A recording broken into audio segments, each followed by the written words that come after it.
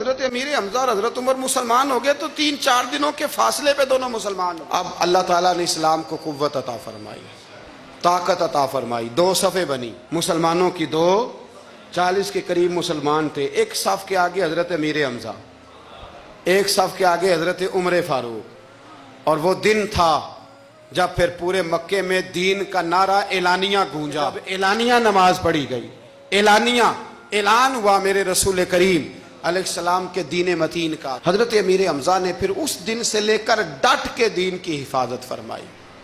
کئی لشکروں کا حضور نے انہیں امیر بنا کے روانہ کیا، ہر جگہ وہ ڈٹ کے گئے، ڈٹ کے پہنچے، ڈٹ کے اعلان فرمایا۔ پھر میدان احد کا معرکہ آ گیا، حضرت امیر حمزہ کی شہادت کا وقت آ گیا۔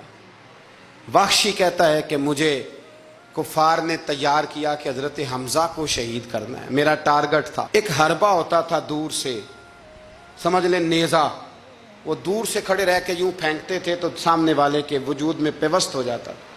ویسے تو کسی میں جرت نہیں تھی حضرت امیر حمزہ کے سامنے آنے کی، تو وحشی کہتا ہے میں پہاڑ کے پیچھے چھپ کے انتظار کرنے لگا کہ حضرت امیر حمزہ رضی اللہ تعالیٰ عنہ، حضرت امیر حمزہ رضی اللہ تعالیٰ عنہ کہیں مجھے نظر آئیں تو میں ان پر وار کروں۔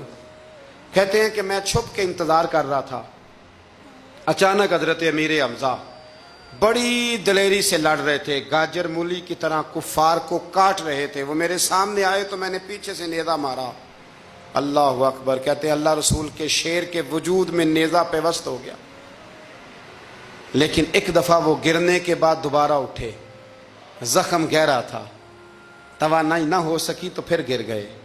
کہتے ہیں لوگ جمع ہوئے لیکن آپ کی شہادت ہو چکی تھی۔ جب دنیا گئی تو میں نے جا کے دیکھا کہ حضرت امیر حمزہ شہید ہو گئے۔ ہندا ابو سفیان کی زوجہ نے مجھے کہا تھا، اس وقت وہ غیر مسلمہ تھی، مجھے کہا تھا، تو کہتے ہیں میں نے ان کا کلیجہ نکال کے انہیں دیا۔ پھر وہ آئی اور آ کر کے اس نے حضرت امیر حمزہ کا ناک کاٹا، ہونٹ کاٹے، آنکھیں نکالی، کان کاٹ دیے۔ امیر حمزہ کو شہید کر دیا گیا۔ حضور تشریف لائے تو بڑا ہی روئے، آنکھوں میں آنسو ہیں، شدید پریشانی ہے۔ آپ کی ہمشیرہ حضرت امیر حمزہ کی ہمشیرہ حضور کی پھپھو حضرت صفیہ دور سے آئیں، جب انہیں پتہ چلا تو نبی کریم نے حضرت زبیر ابن عوام سے فرمایا اپنی ماں کو روکو، یہ بھائی کا چہرہ دیکھے گی تو برداشت نہ کر پائے، انہیں منع کرو، انہیں روکو۔ حضرت صفیہ کو جب کہا گیا تو وہ کہنے لگی اور بھی کئی باتیں ملتی ہیں تاریخ میں، لیکن فرمانے لگی ایک بات یہ بھی ملتی ہے، کہنے لگی مجھے پتہ چل چکا ہے میرے بھائی کے ساتھ بڑا ظلم ہوا ہے، لیکن میں نے رب کریم سے صبر کی توفیق مانگی ہے، اللہ مجھے توفیق دے گا، میرے اوپر فضل کرے گا تو میں انشاءاللہ صبر کروں۔ یہ لفظ کہے انہوں نے، اور وہ آئیں، پھر 2 چادریں آئیں کفن کے لیے۔ قریب ایک اور صحابی بھی تھے، حضور فرمانے لگے میری طبیعت نہیں مانتی کہ اپنے چچا کو تو کفن دے دوں اور دوسرا صحابی ایسے ہی پڑا رہے۔ میرے نبی کریم علیہ السلام کی ہمشیرہ کہنے لگی ٹھیک ہے آپ ایک چادر انہیں دے دیں۔ اب ایک چادر بڑی تھی ایک چھوٹی تھی، دکھ کی گھڑی دیکھے اور میرے نبی کا انداز عدل دیکھے، فرمایا قرآن اندازی کی جائے گی۔ قرآن اندازی ہوئی تو فرمایا بڑی چادر اس صحابی کو ملے گی اور چھوٹی میں میرے چچا کو کفن دے دو۔ سر ڈھانپتے تھے تو پیر ننگے ہو جاتے تھے، پیر ڈھانپتے تھے تو سر ننگا ہو جاتا تھا۔ حضور نے فرمایا سر ڈھانپ دو اور پیروں پہ گھاس ڈال دو اور پھر میرے چچا کو دفن کر دو۔ نبی کریم صلی اللہ تعالی علیہ وآلہ وسلم نے چچا کا جنازہ پڑھا اور جانے کتنی دفعہ پڑھا، پھر انہیں دفن کیا۔ پھر بھی محبوب کریم علیہ السلام کا وہ دکھ ہمیشہ تازہ رہا۔ واپس آ رہے تھے تو حضرت صدیق اکبر فرماتے ہیں کہ جب ہم مدینے پہنچے تو حضرت امیر حمزہ کی بیٹی جناب فاطمہ، ان کا بھی نام فاطمہ تھا، وہ آئیں اور کہنے لگی چچا میرے والد کہاں ہیں؟